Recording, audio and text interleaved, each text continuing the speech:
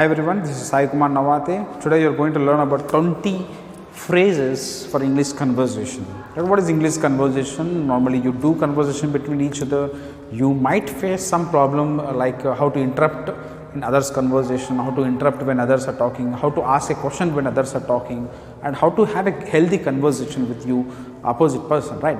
So today you are going to learn about 20 phrases where you can use in your daily life to have a good communication in English. Right, let's go to the first one.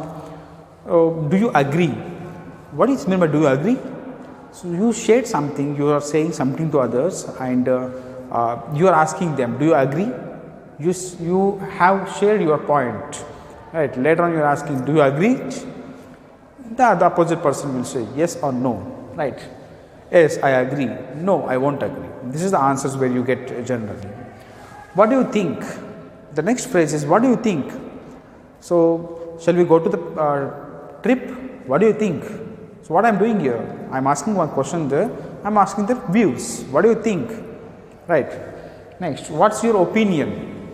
So, where this sentence comes is, like I am trying to wear black shirt today. What is your opinion? How you feel? Like what you feel like what you wanted to say. So, what is your opinion? Is it okay? Right. Suppose you are trying to explain a plan to someone or thoughts to someone. You are asking, what's your opinion about this? Right. They will say it's good or bad. Right. Next, how do you feel? So I am trying to like help you. How do you feel? So what I am doing here? I am trying to ask the question. The next phrase is, I would like to hear your thoughts on. You are going on saying something. You want others also to say few points. So what you are trying to ask them?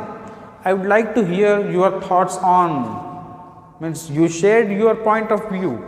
Next you are asking the opposite person. I would like to hear your thoughts on. Right. Next, sixth phrase. I am interested to hear your opinion about this. I am open up. I am very open. I am interested to hear your opinion about this. Right. Means what? You are saying the opposite person, you are giving a total authority to the opposite person to be an open up and say his opinion. Right. Seventh one. Would you like to add anything? Where the sentence comes, generally you are sharing something or you are discussing something in the meeting, and at the end of the meeting or in between the meeting, would you like to add anything? Means, do you want to add something? Do you want to say something? Do you want to share something? So this is what the phrase means. So you know this, sorry, excuse me. Generally, where we use sorry? When you do the mistakes, right? Or when you are having a conversation, when you are unable to hear properly what the opposite person is saying, sorry, can you repeat it? There you are using it. Again, excuse me. Where you use excuse me? We generally use excuse me in places where, suppose example, someone is standing, excuse me, means what? He excuses you to go on. The same way, where you use excuse me, when you wanted to interrupt the opposite person, when you wanted to stop the opposite person, when you wanted to pause the opposite person, you use excuse me. Next, 10th one, you might not see the sentence, but I will read it. Do you mind if I add to this? Do you mind if I add to this? Means the opposite person is sharing something to you and you wanted to add something to it. So what we say, do you mind if I add something to it? Means, do you really mind if I add something to it? If he says no, you can go on sharing your thoughts. Right. You are asking a permission to the opposite person. Now let's go to the 11th phrase. Can I jump in here? Can I jump in here? Means what? A group of people are sitting over there and suddenly coming.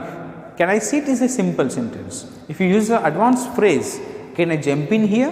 Means, can I make a space out of you and sit there? This is the phrase means. Next, interrupting others, how to stop the opposite person when they are having a conversations, how to stop them and how to talk to them, right? Generally what we do is, when the opposite person is talking, we feel a shy or we feel a awkward feeling to stop them, interrupt them. So if you want to interrupt them in a positive way, these are the phrases very useful. Sorry to interrupt, but where you use this sentence? When the single person is talking to you, only individual person is opposite to you and you want to interrupt him, you want to stop him. So what you say? Sorry to interrupt, but you can carry on your thoughts. Next, sorry, may I interrupt you for just a moment? See here, sorry, we missed it, right? Sorry for interrupting, but here we are interrupting the single person. Here we are trying to interrupt a group of persons. Suppose there are 4 or 5 members, they are talking over there, and you want to interrupt them. What we say? Sorry for interrupting, but this is my place, this is my room, this is my book, this is my table. Whatever you want to add, you can add it, right? Next, 14th phrase. Sorry, may I interrupt you for just a moment? They are busy in their own work. Just suddenly you entered into the room. So what happens? They get disturbed from their work. So what is the best way to make the atmosphere as a positive? You can use this phrase. Sorry, may I interrupt you for a moment? They, of course, they will say yes. If no, move forward. Next, if I may interrupt you for a minute. Again we are using here.